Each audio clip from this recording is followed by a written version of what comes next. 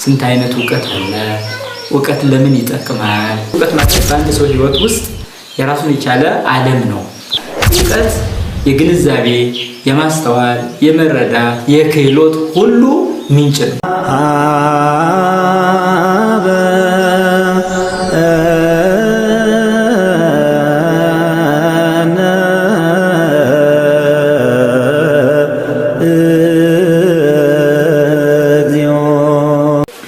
በስመ አብ ወወልድ ወመንፈስ ቅዱስ አሐዱ አምላክ።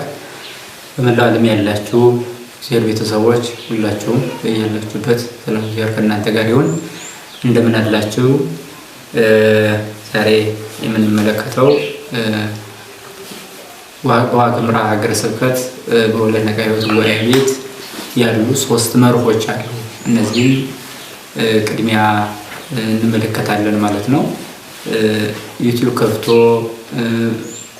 ሀገርን፣ ቤተክርስቲያንን፣ መላውን ሕዝብ ለመጥቀም ያው ስራ እየጀመረ ስለሆነ የስራ መጀመሪያ ያደረገው ደግሞ እነዚህን የጉባኤ ቤቱን 3ቱን መርሆች ነው እና 3 መርሆች አሉት ጉባኤ ቤታችን። እንደሚታወቀው ሁሉም የራሱ የሆነ መርህ ይኖረዋል። እንደ ጉባኤ ቤታችንም ደግሞ 3 መርሆች አሉ። እነዚህ 3 መርሆች የምንላቸው የበለጠ ሰው ይመራባቸው ይገባል ብለን የምናስባቸው ጥልቅ እሳቤና ምርምር ያላቸው 3 ነገሮች ናቸው። እነዚህም እውቀት፣ ህይወት፣ ልማት የሚባሉ ናቸው። እነዚህ 3ቱን ነገሮች ነው የምንመለከተው። በያላችሁበት በጸጥታ በትዕግስት እንድትመለከቱ አሳስባለሁ። እንግዲህ ወልደ ጉባኤ ቤት በ2011 የተመሰረተ ጉባኤ ነው። ለ7 ዓመታት ያክል ውስጥ ለውስጥ እንዲሁም ደግሞ ወደ ውጭ ደግሞ በአካል እንቅስቃሴ በመሄድ አገልግሎት ይሰጣል። አሁን ደግሞ ዘመኑን ዋጅቶ በዚህ መልክ ማስተማር እየጀመረ ይገኛል ማለት ነው። ስለዚህ ስራው መጀመሪያ የሆነው እነዚህ 3ቱን ነገሮች ማየት ነው። እነዚህን እንግዲህ እያንዳንዳችን ለራሳችን ለግል ህይወታችን ማለት ነው እንዲሁም ደግሞ ለስራ እድገታችንም የሚጠቅሙ ስለሆኑ በትዕግስት መከታተል ያስፈልጋል። እንግዲህ እውቀት፣ ህይወት፣ ልማት የሚሉ 3 ነገሮች አሉት። እነዚህ 3ቱ የራሳቸው የሆነ ጥልቅ እሳቤ ያላቸው በጣም ጥናት የሚሹ ሰፊ እይታ ያላቸው ናቸው። ሆኖም ግን ባለን አቅም እነዚህን በተራ ለማየት እንሞክራለን ማለት ነው። የመጀመሪያው እውቀት የሚለው ነው። እውቀት ምንድን ነው? ስንት አይነት እውቀት አለ? እውቀት ለምን ይጠቅማል? የሚሉ ነገሮችን ያካተተ ነው። እነዚህ ነገሮች ስናይ እናንተ እስኪ በያላችሁበት እውቀት ምንድን ነው የሚለውን ለራሳችሁ ምን አይነት ትርጉም ትሰጣላችሁ? እውቀት ማለት ምን ማለት ነው? ስንት አይነት እውቀትስ ታውቃላችሁ? እውቀትስ ለምን ይጠቅማል? በዛው ስለሚጎዳ እውቀት ሲኖር ይሆን የሚሉ ነገሮችን እንመለከታለን ማለት ነው። እንግዲህ እውቀት ማለት በጣም ጠቃሚና ለሰው ልጅ ወሳኝ የሆነ ምዕራፍ እንደሆነ ይታመናል። ይህ ማለት እውቀት ድርስ ነው። ከመጻሕፍት፣ ከህይወት፣ ከብዙ ነገር የተጠራቀመ ሀብት በውስጣችን ያለ ሀብት ነው ማለት ነው። ስለዚህ እውቀት ማለት በአንድ ሰው ህይወት ውስጥ የራሱን የቻለ ዓለም ነው እውቀት የሚባለው። ስለዚህ እውቀት ራሱን የቻለ በውስጣችን ላይ የሚገኝ የብዙ ነገር ክምችት እና ስብስብ የሆነ ሀብት ነው ማለት ነው። እውቀት እንደዋለን ይሄ በንባብ መልክም በተግባር መልክም በመማር በተለያዩ ነገሮች ሊሰበሰብ ይችላል። ሆኖም ግን በውስጣችን ላይ ገብቶ የተከማቸ ሀብት፣ አጋንንት የማይሰርቁት ሀብት፣ ጠላቶች የማይወስዱት ሀብት ማለት ነው። ሀብት ነው፣ ትልቅ ስጦታም ነው እውቀት የሚባለው ማለት ነው። ስለዚህ በዚህ መልክ እውቀትን ስንመለከት ትርጉሙ ከፍተኛ ሆኖ እናገኛለን ማለት ነው። በውስጣችን ያለ ሀብት ነው ካል ያ ደግሞ ራሱን የቻለ መንገድ ነው፣ ብርሃን ነው ማለት ነው። ስለዚህ አሁን ያለንበት ደረጃ አለ፣ ስናውቅ የሚኖረን ደረጃ አለ። ያላወቁ ሰዎች ያሉበት ደረጃ አለ፣ ያወቁ ሰዎች ደግሞ የሚኖሩበት ደረጃ አለ። የዚህ ደረጃ ልዩነቱ የማወቅ ልዩነት ነው። ስለዚህ ሀብት ያለውና የሌለው ሰው ልክ በገንዘብ በቦታ ደረጃ ያለውና የሌለው እንደሚለይ ሁሉ እውቀት ያለውና የሌለው ይለያል ማለት ነው። ስለዚህ እውቀትን በዚህ መልክ ማስተዋልን መረዳትን የሚያመጣው የመረዳት የግንዛቤ የማስተዋል የችሎታ ሁሉ መነሻ የሆነ ነው ማለት ነው። እውቀት ማለት እንዲሁ ሲተረጎም እና ያሉን መርሆች 3 ናቸው ብለናል። ዕውቀት፣ ሕይወት፣ ልማት የሚል ነው። ዕውቀት የሚለውን የመጀመሪያ መታየት ያለበት እሱ ስለሆነ ስለዛ ነው ዕውቀት የሚለውን መተርጎም የጀመርነው እና ዕውቀት የግንዛቤ፣ የማስተዋል፣ የመረዳት፣ የክህሎት ሁሉ ምንጭ ነው። የክህሎት ሁሉ መነሻ ነው። የሌሎች ነገሮች ሁሉ መነሻ መጀመሪያ ነው ማለት ነው። ዕውቀት ይባላል። ስለዚህ ዕውቀትን በተመለከተ ቢያንስ በሁለት ነገር ልናይ እንችላለን። የፈጣሪ ዕውቀት አለ፣ የፍጡር ዕውቀት አለ። በዚህ መልኩ ማለት ነው። ፈጣሪ አዋቂ ነው እንላለን፣ ፍጡርም አዋቂ ነው እንላለን። አዋቂ ነው ሲባል ግን እያንዳንዱ ደረጃ አለው። ስለዚህ የእግዚአብሔር ዕውቀት ወይም የፈጣሪ ዕውቀት የምንለው ወሰን ደንበር የለሽና ገደብ አልባ የሆነው ወሰን አልባ የሆነው ነው። የእግዚአብሔር ዕውቀት ስንል ፍጡር የእግዚአብሔርን ዕውቀት ይሄ ነው ብሎ ሊወስነው አይችልም። ከዚህ እስከዚህ ነው ብሎ መወሰን አይችልም። ስለዚህ የፈጣሪ ዕውቀት ስንል የማይዘገይ ብዥታ የማይታይበት አሉ የማይባል ዘግይቶ የማይመጣ ያለ የሚኖር ሁሌም ሳይወሰንና ሳይገደብ የሚኖር ነው። ያልተደረጉ ነገሮች በራሳቸው እንደተደረጉ ይታወቃሉ በሱ ዘንድ ማለት ነው። ስለዚህ የፈጣሪ ዕውቀት ስንል የሰው ልጅ አእምሮ ሊደርስበት የማይችለው ትልቁና ምጡቅ የሆነው አይደረሴ አይመረመሬ የሆነው ዕውቀት ነው። ይሄ የፈጣሪ ዕውቀት ይባላል። አሁን እኛ የምናየው ዕውቀት ስለዚህ አስፍተው ወይም ስለ እግዚአብሔር ዕውቀት ሳይሆን ስለ ሰው ዕውቀት ወይም እንዲሁ ስለ ፍጡራን ዕውቀት ስለሆነ ትንሽ አይቶ ለማለፍ ያክል ብቻ ነው። ስለዚህ የእግዚአብሔር ዕውቀት የምንለው ጥበብና ዕውቀት ሁሉ የሚገኝበት እውነተኛው ምንጭ ነው። የእግዚአብሔር ዕውቀት የምንለው እውነተኛው ምንጭ ማለት ነው። ከእግዚአብሔር ነው የሚገኘው ሌላው ዕውቀት። ስለዚህ የሱ ዕውቀት ግን ከገሌ የተገኘ ነው የማይባል የባህሪው የሆነ ዕውቀት ነው ያለው። የባህሪው የሆነ ዕውቀት እናገኛለን ማለት። ስለዚህ ታዲያ በጥናት የማይደረስበት በምርምር ይሄ ነው ብሎ ተመራማሪ የማይደርስበት ከአእምሮ አልፎ የሚቀረው የእግዚአብሔር ዕውቀት ይባላል። ስለዚህ የእግዚአብሔር ዕውቀት ይባላል። መዝሙረኛው ዳዊት በመዝሙር 138 ቁጥር 6 ላይ እንዲህ ይላል፣ ተነክረ አእምሮትከ በላዕሌየ ጸንዐተኒ ወይክል ምስሌሃ ይላል። ዕውቀት በእኔ ዘንድ ተደነቀች ጸንዐተኒ በረታችብኝም ይላል። የማትደረስ ናት ያንተ ዕውቀት ማለት ነው። ስለዚህ እግዚአብሔር ዕውቀት የማይደረስና ድንቅ የሆነ መሆኑን ይናገራል። ወይክል ምስሌሃ ከሱ ወደ እሷ መድረስ አልችልም ይላል። ስለዚህ ወደ እግዚአብሔር ዕውቀት መድረስ የሚችል የለም። ስለዚህ እግዚአብሔር ዕውቀት የምንለው ባህሪያዊ ዕውቀት ነው። ወሰንና ገደብ የማይሰጥ ነው። እንዲህ ሊሆን ይችላል ተብሎ በግምት በመላምት የማይደረስ ነው። ቀድሞ የነበረ አሁንም ያለ ኋላም ዓለምን አሳልፎ የሚኖር እርሱ በሱ ዘንድ ግን ዕውቀት አንድ ነው። በሰው ዘንድ ዕውቀት ይለዋወጣል፣ በፍጡራን ዘንድ ዕውቀት ይለዋወጣል። የማነት የማደግ የመለዋወጥ ጠባይ ይታይበታል የሰው ዕውቀት። በእግዚአብሔር ዘንድ ግን ሁሌም ያው ነው። በዕውቀት ያድጋል አይባልም። እግዚአብሔር ልክ በሌላውም ለባህሪው እንደማይነገር ሁሉ በዕውቀቱም ሁሉን አዋቂነቱ ይነገራል እንጂ ዛሬ ያወቀው ነገ የሚረሳው፣ ዛሬ ያላወቀው ነገ የሚያውቀው፣ ዛሬ ያልደረሰበት ነገ የሚደርስበት ነገር የለሽ ለሆነው ለእግዚአብሔር ዕውቀት ምንም አይነት ወሰንና ደንበር አይሰጥም። ስለዚህ ይሄ የመጀመሪያ እግዚአብሔር ዕውቀት ብለን የምንጠራው ነው። ሰዎች ሊደርሱበት የማይቻለው ነው። ሁላችንም ከመፈጠራችን በፊት በሱ ዘንድ የታወቅን ነው። ዓለም በሙሉ በሱ ዘንድ በዕውቀቱ ጥላ ስር የሚገኝ ነው። የትኛው የፍልስፎች ምርምር የማይደርስበት የማያስበው ሕሊና የማይደርስበት የሕሊና ሁሉ አሸናፊ ሆኖ የሚኖር ነው ማለት ነው። ለዚህ እግዚአብሔር ይሄ ነው ተብሎ የሚዘገይ ዕውቀት አይሰጥም። ለዚህ ነው የአእምሮ ለጻድቅ እንበለ ይግበር ጽድቅ። ቅዳሴ ኤጲፋንዮስ ጻድቁን ጽድቅ ከመስራቱ አስቀድሞ ያውቃል፣ ኃጢአተኛውንም ኃጢአት ከመስራቱ አስቀድሞ ያውቃል። ኃጥአን ከአባታቸው ወገብ ሳይወጡ ያውቃቸዋል፣ ጻድቃንንም እንዲሁ። ስለዚህ አስቀድሞ ሁሉን ያውቃል። ስለዚህ የእግዚአብሔር ዕውቀት የምንለው በዚህ በቀላሉ ነገር መዝነን የምናስቀምጠው አይደለም ማለት ነው። ያልተደረጉ ነገሮች እንደተደረጉ በሱ ዘንድ ይታወቃሉ፣ ያልሆኑ ነገሮች እንደሆኑ ይታወቃሉ በሱ ዘንድ። ስለዚህ ነው የሚዘገይ ዕውቀት የለም የምንለው። ታዲያ ብዙዎች የእግዚአብሔርን ዕውቀት አንዳንድ ጊዜ አዳም እንደሚስት ያውቅ ነበር አያውቅም ብለው ጥያቄ ያነሳል። ይሄ ያለማወቅ ጥያቄ ነው። በእርግጥ ነው ጥያቄ ያለማወቅ ውጤት እንደሆነ ይታወቃል።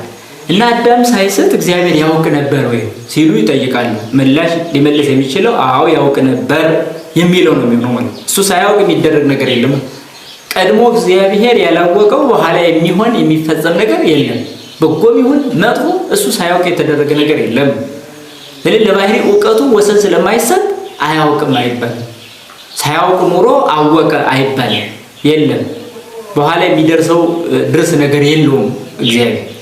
እና አዳም ሳይስት ያውቅ ከነበረ ለምን ፈጠረ ይላሉ ጥያቄው። እግዚአብሔር አዳምን እንደሚስት ሳያውቅ ቀርቶ ሳይሆን ስልጣንና ነፃ ፈቃድ ሰጥቶ ነው የፈጠረው።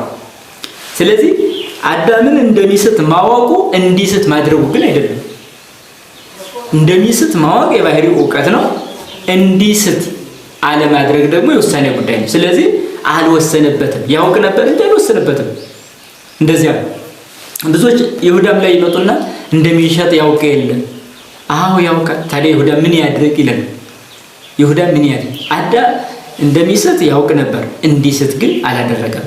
ይሁዳ እንደሚሸጥ ያውቅ ነበር፣ እንዲሸጥ ግን አላደረገም።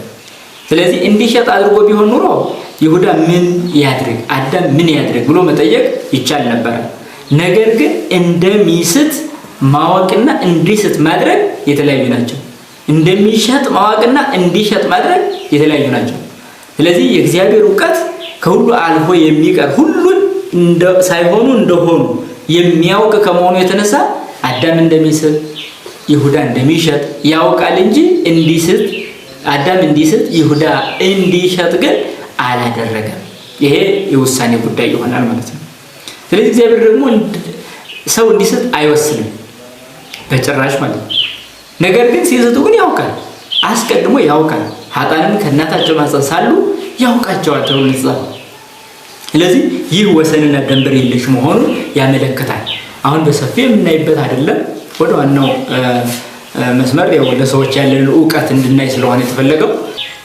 እንግዲህ ይሄ የፈጣሪ እውቀት የምንለው በአጭር ለማየት ለመዳሰስ ላሶ ለማለፍ ያክል ነው እና ወደ እሱ እውቀት ሊደርስ የሚችል አለመኖሩን አስበን መሄድ። አንዳንድ ጊዜ የምንዳፈራቸው እውቀቶች እንዳይኖሩ መጠንቀቅ ስለሚያስፈልግ እግዚአብሔር ሁሉን አዋቂ ነው እንላለን። ሁሉን አዋቂነቱ የማይገደብና ወሰን ድንበር የለሽ ነው ብለን ወሰን አልባ ለሆነው እውቀቱ ምስጋና እናቀርባለን ማለት ነው። ሁለተኛው የፍጡራን እውቀት ነው። የፍጡራን እውቀት የምንለው እንደሚታወቀው ቢያንስ የመላእክት እውቀት፣ የሰዎች እውቀት፣ የእንስሳት እውቀት ብለን እንዲሁ በሶስት ከፍለን ልናይ እንችላለን። የፍጡራን እውቀት ሁሉን አዋቂ ከሆነው ከእግዚአብሔር የተሰጣቸው የፍጡራን እውቀት አለ። ፍጡራን ስንል ደግሞ አሁን እንዳል የመላእክት አለ፣ የሰዎች አለ፣ የእንስሳት አለ። የመላእክት እውቀት ተፈጥሯዊ እና ጸጋዊ ይባላል። በተፈጥሮ መላእክት አዋቂዎች ተደርገው ነው የተፈጠሩት። አዋቂዎች ተደርገው ተፈጠሩ ማለት መላእክት ሲፈጠሩ እውቀት ያላቸው ናቸው። እግዚአብሔር በጥበቡ አዋቂዎች አድርጎ ነው የፈጠራቸው ማለታችን ነው። ታዲያ የመላእክትን እውቀት ከዚህ እስከዚህ ነው ብሎ መለካት ላይቻል ይችላል። እንደ እግዚአብሔር ነው ማለት ሳይሆን ነገር ግን ከኛ አቅም በላይ በሆነ መንገድ ስለሚኖሩ መናፍስት ስለሆኑ ረቂቆች ስለሆኑ ረቂቃን ለሆኑ ደግሞ እኛ በዚህ በምድር ላይ ያለን እውቀታቸው እስከዚህ ገደብ አለው አንልም። ነገር ግን እንደ ፈጣሪ አለመሆኑን በሱ ዘንድ ወሰን የተሰጣቸው መሆናቸውን ብቻ እናምናለን ማለት ነው። ስለዚህ መላእክት ተፈጥሯዊ እውቀት አላቸው። ያ ግን በጸጋ እያደገ የሚሄድ ጸጋዊ ነው ማለት ነው። እያደገ የሚሄድ ነው ማለት ወሰን አለው ድንበር አለው ማለት ነው። የእግዚአብሔር እውቀት ያንሳል፣ ይበልጣል፣ ይጨምራል፣ ይቀንሳል የማይባል ነው። የመላእክት ግን እውቀት በተፈጥሮ የተሰጣቸው እውቀት አለ። ከዛ በኋላ እንደ በጎ አገልግሎታቸው እየተጨመረላቸው የሚሄድ እየተሰጣቸው የሚሄድ እውቀት ነው ማለት ነው። ይሄ ጸጋዊም ነው ማለት ነው። የሰዎች እውቀት የምንለው ደግሞ ራሱን ችሎ በአራት ይታያል። ራሱን ችሎ ማለት ነው። የሰዎች እውቀት የምንለው ጠባያዊ እውቀት አለ፣ የድካም እውቀት አለ፣ መንፈሳዊ እውቀት አለ፣ የሽልማት እውቀት አለ። ይሄ ለሰዎች ነው። እሱን እንመጣበታለን። ዋናው የያዝንበትም ርዕሰ ጉዳይ ስለሆነ። ሶስተኛው የእንስሳት እውቀት ነው። የእንስሳት እውቀት የደመ ነፍስ እውቀት ነው የሚባለው።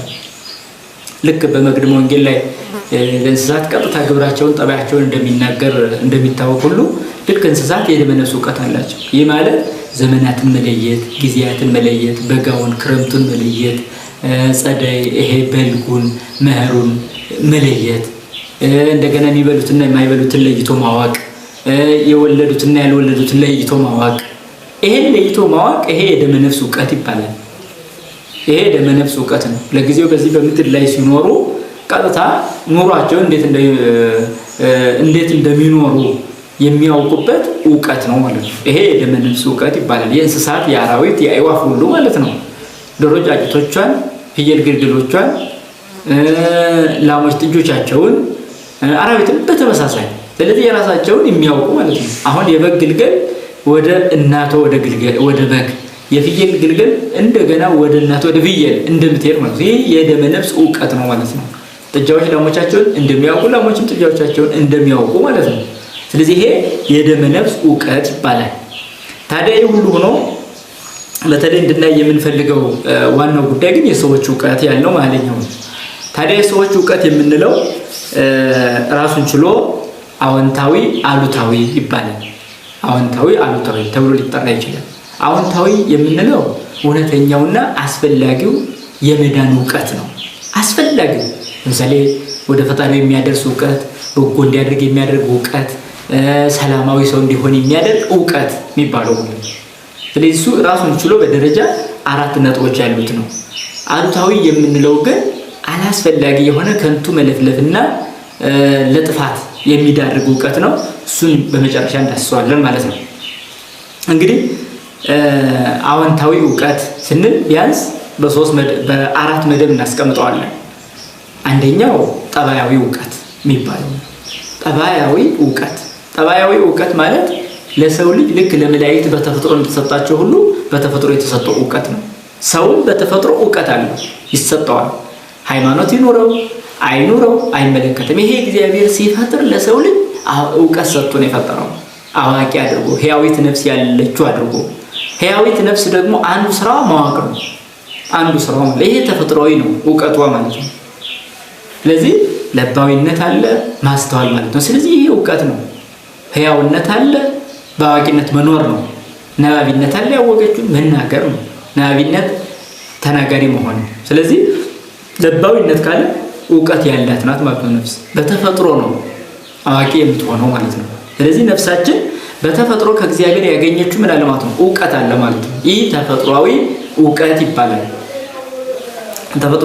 ይባላል። ታዲያ ይህንን ራሱን ስንመለከተው በተፈጥሮ የተሰጠ ከሃይማኖት በፊት ሃይማኖትም ሳይኖረው ሰው ዕውቀቱ ሊኖረው ይችላል። ለምሳሌ በዚህ ዓለም ሁሉም ሃይማኖት አለው ማለት አይደለም። ሃይማኖት ሳይኖራቸው ግን ሰው የመሆናቸው ላይ ጥቂት ዕውቀት አለቻቸው። ያቺ በተፈጥሮ የተሰጠቻቸው ዕውቀት ናት ማለት ነው። ታዲያ ይሄ ጠባያዊ ዕውቀት ነው የሚባለው ወይም ተፈጥሯዊ ዕውቀት ይባላል። ከዚህ ተነስቶ የሚያደርገውን የመምረጥ መብቱን ያስጠብቃል ማለት ነው። ምን ማድረግ እንዳለበት ምን ማድረግ እንደሌለበት ራሱ እየተመራመረ የራሱን ሕይወት ይመራል። ይሄ በተፈጥሯዊ ዕውቀት የተሰጠው ነው ማለት ነው። ይመራመራል፣ ይሰራል፣ ያደርጋል፣ በነፃ ፈቃዱ ይጓዛል። ያን ዕውቀት ተጠቅሞ ማለት ነው። ስለዚህ ተፈጥሯዊ ወይም ጠባያዊ ዕውቀት ይባላል። የመጀመሪያ ዕውቀት ነው። ታዲያ ይሄንን ቅዱስ ማር ይስሐቅ እንዲህ በማለት ይገልጸዋል። ቦ አእምሮ ዘይቀድማ ለሃይማኖት፣ ከሃይማኖት የሚቀድም ዕውቀት አለ። ከሃይማኖት የሚቀድም ዕውቀት አለ ማለት ሰው ይሄ ነው የሚለው ሃይማኖት ሳይኖረው እንኳን ገና ሲወለድ ገና ሲፈጠር ዕውቀት ያለው ሆኖ ይፈጠራል ማለት ነው። ሰው ክቡርነቱ በዕውቀቱ ይታወቃል። በተፈጥሮ ክቡር ነው ስንል በተፈጥሮ አዋቂ ነው ማለታችን ነው። ምክንያቱም በስጋው ውስጥ የስጋ ሕይወት የሆነች እስትንፋስ አለች ወይም ነፍስ አለች። ስለዚህ ያቺ ነፍስ ከእንስሳት ዓለም የምትለይበት ትልቁ ነገር ዕውቀት ነው፣ ሌላ አይደለም። ስለዚህ ይህ ተፈጥሯዊ ዕውቀቷ ነው ማለት ነው። በተፈጥሯዊ ዕውቀቷ ደግሞ የምታደርጋቸውን የመምረጥ ጸጋ ተሰጥቷታል። በዚህም ደግሞ ሰው ክቡር ይባላል ማለት ነው። ሰው ክቡር አሁን ሃይማኖት ይኖረው አይኖረው ሰው ክቡር ነው አይደል? በተፈጥሮ ልክ በተፈጥሮ ክቡር ነው ያስባለው በአምሳለ እግዚአብሔር መፈጠሩ። አምሳለ እግዚአብሔር ነው ሲባል ደግሞ አዋቂ ሆኖ መፈጠሩ ጭምር ነው። ስለዚህ እግዚአብሔር አዋቂ ነው እንዳልን ሁሉ ሰውም ደግሞ በተፈጥሮ አዋቂ ሆኖ ነው የተፈጠረው ማለታችን ነው። ዕውቀቱ ነው ክብራችንን የሚያሳየው። ያ በተፈጥሮ አዋቂ መሆናችን ነው። ዕውቀት ከሌላቸው ሰፊ የሆነ መንፈሳዊ ዕውቀት ወይም ደግሞ ሰብአዊ ዕውቀት ከሌላቸው እንስሳትም የሰዎች ከፍታ የሚለካው በውስጥ ባለ የነፍስ ዕውቀት ነው ማለት ነው። ስለዚህ በተፈጥሮ የምንሰጠው ዕውቀት በወዘ ይቀድማል ለሃይማኖት ከሃይማኖት የሚቀድም ምን አለ ይላል ዕውቀት አለ ይለናል። ከሃይማኖት የሚቀድም ዕውቀት አለ ማለት ከሃይማኖት በኋላ የሚመጣ አለ ወደ ማለት ደግሞ ይወስዳል ማለት ነው። ወወዘ ይተወለድ እምኔሃ ከሃይማኖትም የሚገኝ ዕውቀት አለ ይላል። እሱን በደረጃ የምናየው ነው። እና ከሃይማኖት የሚቀድም ዕውቀት ሲባል ግን ማንኛውም ሰው ሰብአዊ ዕውቀት አለው ማለታችን ነው። ስለዚህ ሰብአዊ ዕውቀት ተፈጥሯዊ ጠባያዊ ዕውቀት ያለን መሆናችን ግልጽ ሊሆን ይገባል ነው ማለት ነው። በቃ ለዚህ ነው ሃይማኖት ይዘዘው ህግ ይዘዘው አይዘዘው መንግስት ይምራው አይምራው ሰው እውነት ልጠቀም ቢል በተፈጥሮ የተሰጠው ዕውቀቱ በራሱ እንዳያጠፋ ይጠብቀው ነበር እንዳያጠፋ ማለት ነው። ስለዚህ ይሄንን ተፈጥሯዊ ዕውቀት ሽሮ ነው ሰው ወደ አላስፈላጊ ዓለም እየተጓዘ ያለው። ይሄንን ሁሉ ማለት ተፈጥሯዊ ዕውቀት ሽሮ ማለት ከዛ በኋላ ደግሞ ሌሎች ተጨማሪ ዕውቀቶች እንግዲህ ሊመጡ ነው። እንግዲህ ይሄ በተፈጥሮ የተሰጠውን ዕውቀት ትቶ የሌላ የሰይጣን ምክር ሰምቶ ነው ፈጣሪው ካዘዘው ትእዛዝ ወጥቶ ወደ ምድረ ፋይድ የወረደው ወደዚህ ዓለም ጭቅጭቁ ንትርኩ ጣው መከራው ወዳለበት ዓለም የተጣለው ይሄንን ተፈጥሯዊ ዕውቀት ባለመጠቀሙ። ስለዚህ አሁንም ሁሉም ሰው ተፈጥሯዊ ዕውቀቱን ባለመጠቀም በራሱ ላይ ጉዳትን እያመጣ ይገኛል ማለት ነው። ለዚህ ነው መዝሙረኛው ዳዊት ሰብሰ እንዘ ክቡር ውእቱ ኢያይመር ወኮነ ከመ እንስሳ ዘአልቦ ልብ በመዝሙሩ ሰው ክቡር ነበረ ነገር ግን አላወቀም ይላል። ክቡር ነበረ እዚህ ጋር ትልቅ ነጥብ አለ። ሰው ክቡር ነበረ ማለት በተፈጥሮ አዋቂ ነበረ ማለት ነው። ክቡር ያስባለው አዋቂነቱ ነው። ነገር ግን ይላል ደግሞ አላወቀም። ልብ እንደሌላቸው እንስሳት መሰለ ይላል። ልብ እንደሌላቸው ልክ ጊዜያዊ መብልን ጊዜን ሁኔታን እንጂ ሌላ የሆነ ሰፊ እይታ ሰፊ ዕውቀት ሰፊ ዓለም እንደሌላቸው እንደ እንስሳት ሆነ። ሰውም ነው ለጊዜው የሚያስበላውን የሚያጠጣውን ነገር ነው እየያዘው ከዛ የዘለለ ሌላ ዕውቀት ያለው እንዳይሆን ተገድቦበታል። ያ ማለት ዕውቀቱ በኃጢአት ተሸፍኖበታል ማለት ነው። በተፈጥሮ የተሰጠው ዕውቀት እንደ መስታወት ቁልጭ ብሎ ብዙ ነገሮችን ያሳይ ነበር። ነገር ግን የፈጣሪውን ሕግ ሲጥስ የሰይጣንን ምክር ሲቀበል ባህሪው በኃጢአት ጎሰቆለ። በዚህ ጊዜ አእምሮ ጨለመ። በተፈጥሮ የተሰጠውን ዕውቀት አጣ። ስለዚህ እንደገና ይህ ሰው ሌላ ዕውቀት የሚያስፈልገው ሆኖ ማለት ነው። በተፈጥሮ ያገኘው በመንፈስ ቅዱስ የሚጻፈውን ዕውቀት በራሱ ስህተት አጣ፣ በራሱ ጉድለት አጣ እና በተፈጥሮ ግን አዋቂ መሆን ግን እንገነዘባለን ማለት ነው በመጻሕፍት። ለዚህ ቅዱስ ማርያም ከሃይማኖት የሚቀድም ዕውቀት አለ። ከሃይማኖት የሚቀድም ማለት በተፈጥሮ የተሰጠን ዕውቀት አለ። አሁን ቢሆን እያንዳንዱ ሰው ሲፈጠር ያችን ዕውቀት ይዞ ነው የሚወለድ ያችን ዕውቀት ማለት ነው። ነገር ግን እየቆየ ባህላት እየደበዘዘ ምን እያለ እየደከሙ ሊሄድ ይችላል እና ሆኖም ግን ተፈጥሯዊ ጠባያዊ ዕውቀት ያለን መሆናችንን የሚገልጽ ነው የመጀመሪያው። ሁለተኛው ደግሞ የድካም ዕውቀት ነው። የድካም ዕውቀት ምክንያቱም መጀመሪያ ሰው በተፈጥሮ የተሰጠው ደክሞ አይደለም ያገኘው። ያን ዕውቀት ያገኘው በነፃ ነው። ልክ ንጽህናውንም በነፃ አግኝቶ ነበረ፣ ዕውቀቱንም በነፃ አግኝቶ ነበረ፣ ክብርንም በነፃ አግኝቶ ነበረ። ነገር ግን ክብርን በውርደት ዕውቀትን በድንቁርና ንጽህናን በርሳት ወይም በርኩሰት ለውጦታል። ስለዚህ አምሳለ እግዚአብሔርን ደግሞ ወደ አምሳለ ዲያብሎስ ቀይሮታል። እንደ እግዚአብሔር ያለ በጎ ነበረ፣ ነገር ግን እንደ ዲያብሎስ ያለ ክፉ ሆነ። እንደ እግዚአብሔር ያለ ንጹህ ነበረ፣ ነገር ግን እንደ ዲያብሎስ ርኩስ ሆነ፣ ተቀየረ፣ ባህሪው ጎሰቆለ። እንደ እግዚአብሔር ያለ ዕውቀት ተሰጥቶት ነበረ፣ ነገር ግን ያንን ደግሞ ዕውቀት አጣ። እግዚአብሔር የባህሪ ዕውቀት ሲኖረው ሰው ደግሞ የጸጋ አዋቂ ሆኖ ነበረ፣ ያንን አጣ። እንደገና እግዚአብሔር ክቡር ነው፣ ክቡር ባህሪ ነው። እንደገና ሰው ደግሞ በጸጋ ክቡር ነበረ፣ ያንን ክብር አጣ፣ ተዋረደ፣ ጎሰቆለ። ሕይወቱ ሁሉ በጨለማ ተዋጠ። ስለዚህ ከዛ በኋላ የሰው ልጅ ዕውቀትን በምን መልኩ የሚያገኝ ሆነ? በድካም የሚያገኝ ሆነ። በድካም የሚያገኝ ለሰው እገዛ ቀድሞ ያወቀው በኋላ ለሚመጣው ያ የታወቀው ዕውቀት ደግሞ በጽሁፍ ተቀምጦ ደግሞ መጽሐፍ ቅዱስን ያህል ትልቅ የዕውቀት መስመር ደግሞ ተሰጠ። መጽሐፍ ቅዱስ ማለት ሕጉ ለእርዳታ ተሰጠ እንደተባለ ልክ መጽሐፍ ቅዱስ ደግሞ እንደገና ዕውቀቱ ነው ተሰጠው ለሰው ልጅ። ከእግዚአብሔር የሚገኘው ሕግ ከእግዚአብሔር የሚገኘው ትእዛዝ በሙሉ የተጻፈበት የክፉ ሰዎችና የደጋግ ሰዎች የህይወት ታሪክ የተዘገበበት መጽሐፍ ለኛ ዕውቀት ተሰጠን ማለት ነው። ለኛ ዕውቀት ተሰጠን። ስለዚህ መጽሐፍ ቅዱስ በራሱ ደግመን እንድናውቅ የተጻፈ መጽሐፍ ነው። ምክንያቱም መጽሐፍ ባይኖር ምን እንደነበረ የኋላውን ማወቅ አንችልም። ምን ሊከሰት እንደሚችል የሚመጣውንም አናውቅም ነበር። ነገር ግን ያለፈውንም የሚመጣውንም ሊነግረን የሚችል በትንቢት የታጀበ ብዙ ዕውቀት የተከማቹበት እውነተኛ የእግዚአብሔር እስትንፋስ ያለበት መጽሐፍ ቅዱስ ተሰጠን። ያ መጽሐፍ ቅዱስ ደግሞ በሊቃውንት እይታ እንደገና እየተብራራ ለኛ ብዙ ዕውቀት ማግኛ ሆነ ማለት ነው። ስለዚህ የድካም ዕውቀት ይባላል። ይህ ከድቀት በኋላ በራሱ ለፍቶና ደክሞ እንዲያገኝ የተደረገ ነው ማለት ነው። ሰው በተፈጥሮ የተሰጠውን ዕውቀት በኃጢአት ምክንያት ስላጣ ከዚህ በኋላ እየደከመ ራሱ እየለፋ ያልገባውን እየጠየቀ የሚያገኘው ዕውቀት ነው። ይሄ የድካም ዕውቀት ይባላል። ከተፈጥሮ የሚገኘው ዕውቀት አለፈ። ከዛ በኋላ በሰብአዊነት በድካም የሚገኘው ዕውቀት በእኛ ላይ ጸንቶ ቀረ ማለት ነው።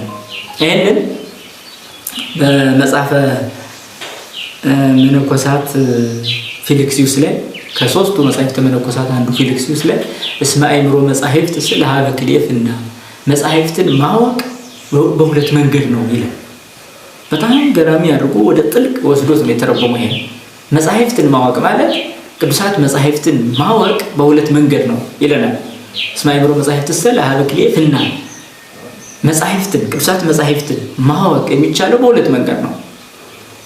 አፍአዊት ወውሳጣዊት።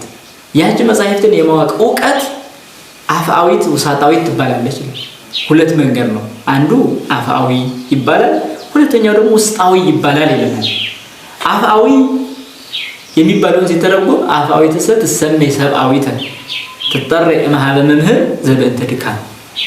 አፍአዊ የተባለችዋ ሰብአዊት ትባላለች ወይም ስጋዊት ዕውቀት ትባላለች። ይቺውም ደክመ ከመምህር የምታገኛት ዕውቀት ናት ይላል። ወውሳጣዊት ትሰመይ መንፈሳዊት። ውስጣዊቷ ዕውቀት ግን መንፈሳዊ ትባላለች። እሷ በሁለተኛ የምናያት ናት። ሶስተኛ ደረጃ ላይ የምናስቀምጠው ነው እና መንፈሳዊ ትባላለች። ይቺው ግን ትጠረይ እምኀበ መንፈስ ዘበእንተ ምግባራተ ጽድቅ። በጎ ስራ ከመስራት የተነሳ የጽድቅ መንገድ ከፍ ብሎ ከመንፈስ ቅዱስ የምታገኘው ዕውቀት ነው ይላል። የምታገኘት ዕውቀት ናት ይላል። ስለዚህ መጻሕፍትን ማወቅ ሁለት መንገድ አለ። ሁለት መንገድ፣ አንደኛው አፍአዊ፣ ሁለተኛው ውሳጣዊ። አፍአዊ የሚባለው ምንድን ነው አለ? ከሰው የሚገኝ ነው አለ። ደክመህ ከመምህር የምትማረው ነው አለ። መንፈሳዊ ውስጣዊ የሚባለው ደግሞ መንፈሳዊ ነው፣ ከመንፈስ ቅዱስ የምታገኘው ነው አለ። ስለዚህ አሁን እኛ የያዝነው አፍአዊ የሚለውን ዕውቀት ነው አሁን እያልን ያለን። ስለዚህ የሥጋ ዕውቀት ነው ወይም በውጭ በአፋ ተነግሮን ለፍተን ደክመን የምናገኘው ዕውቀት፣ ይህ የድካም ዕውቀት ይባላል። ዕውቀቱ መንፈሳውያን ከሆኑ አባቶች የተገኘም ይሆናል። ግን እኛ የምንቀበልበት አቀባበላችን ድካም ያለበት ስለሆነ የድካም ዕውቀት እንለዋለን ማለት ነው። አሁን በሳይንሱ ዓለም ያለውን ዕውቀት ልክ በድካም እንደምናገኝ በቤተ ክርስቲያን ያለውን ዕውቀት ደክመን እስካገኘን ድረስ የድካም ዕውቀት ይባላል። ያ ለዓለም ጥቅም የተመቸ ዓለም ለመፍጠር እንደሚውል ሁሉ ይሄኛው ደግሞ ነፍስን ለማዳን የተመቸ ስለሆነ እንዲሁ መንፈሳዊ ትምህርት እንለዋለን እንጂ በድካም እስካገኘነው ድረስ የድካም ዕውቀት ይባላል። ስለዚህ መጻሕፍትን ማወቅ አንደኛው የድካም ዕውቀት ነው ማለት ነው። የድካም ዕውቀት መጻሕፍቱ መንፈሳውያን ናቸው። እንደምናውቀው ነቢያት ተገልጾላቸው የጻፉት፣ ሐዋርያት ተገልጾላቸው የሰበኩት፣ ሊቃውንት ተገልጾላቸው ያመሰጠሩት፣ እንዲሁም ደግሞ በብዙ ድካም አግኝተውም ቢሆን አባቶች ያስቀመጡት ዕውቀት ነው። ያንን ግን እኛ የምንቀስመው ደክመን ለፍተን እስከሆነ ድረስ ጠይቀን እስከሆነ ድረስ የድካም ዕውቀት እንለዋለን። ስለዚህ ይሄ ሶስተኛው ሁለተኛው ነው። ሰው በተፈጥሮ የሚያገኘው አለ፣ በድካም የሚያገኘው አለ እያለን ያለ ነው። ስለዚህ በድካም የሚያገኘው እውነቱን ከሐሰት ለመለየት ከእውነተኞች አባቶች ስር ቁጭ ብሎ መጻሕፍትን እያነበበ እየተተረጎመለት ቢማር ይሄ የድካም ዕውቀት ይባላል። የድካም ዕውቀት ይባላል። ስለዚህ ከመምህራን የሚገኝ የድካም ዕውቀት ብለን እንጠራዋለን። ይህ ማለት ልክ ክርስቶስ ሲያስተምር ሐዋርያት ቁጭ ብለው ደክሞ የተማሩት ትምህርት አለ። በኋላ ደግሞ በመንፈስ ቅዱስ ተገለጸላቸው ደግሞ ያወቁት ትምህርት አለ። ሐዋርያት ሲያስተምሩ ደግሞ ሐዋርያን አበው ቁጭ ብሎ የተማሩት አለ። ደግሞ በራሳቸው የምግባር ከፍታ ደግሞ ውስጥ ሲገቡ ደግሞ መንፈስ ቅዱስ የሚገልጽላቸው አለ። ሁሉም ሊቃውንት ልክ በተከታታይ የመጣልን ትምህርት አለ። እሱ በድካም መጀመሪያ ያገኛሉ። ከዛ በኋላ ራሳቸውን በመንፈሳዊ ምግባር ከፍ እስካደረጉ ድረስ ደግሞ ከመንፈስ ቅዱስ የሚሰጣቸው ብዙ የጸጋ ዕውቀት ይኖራል ማለት ነው። መጀመሪያ ግን በድካም ነው የሚያገኙት ዕውቀቱን፣ ይማራሉ፣ በድካም ያገኛሉ ማለት ነው። ስለዚህ ይህ የድካም ዕውቀት ይባላል።